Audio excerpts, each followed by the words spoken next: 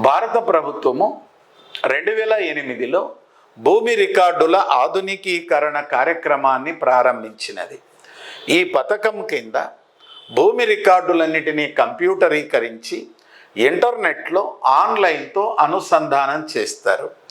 అయితే digital India కార్యక్రమాన్ని ప్రకటించిన తరువాత భూమి రికార్డుల ఆధునికీకరణ పథకాన్ని డిజిటల్ ఇండియా భూమి రికార్డుల ఆధునికీకరణ పథకముగా మార్చినది.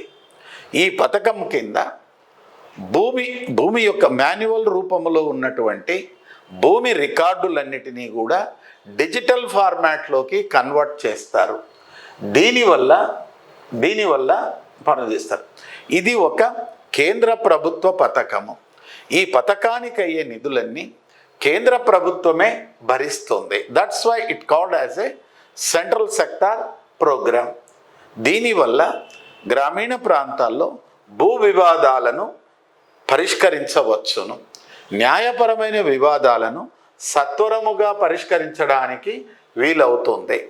అదేవిధంగా భూమి రికార్డుల నిర్వహణలో ట్రాన్స్పరెన్సీని, జవాబుదారీతని, రెస్పాన్సిబిలిటీని సాధించడానికి వీలవుతుంది.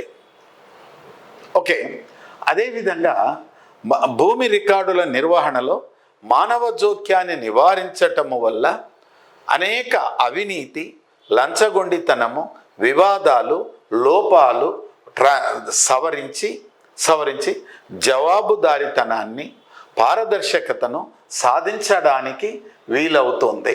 సో ఇలాంటి లక్షణాల కోసం చేసినారండి.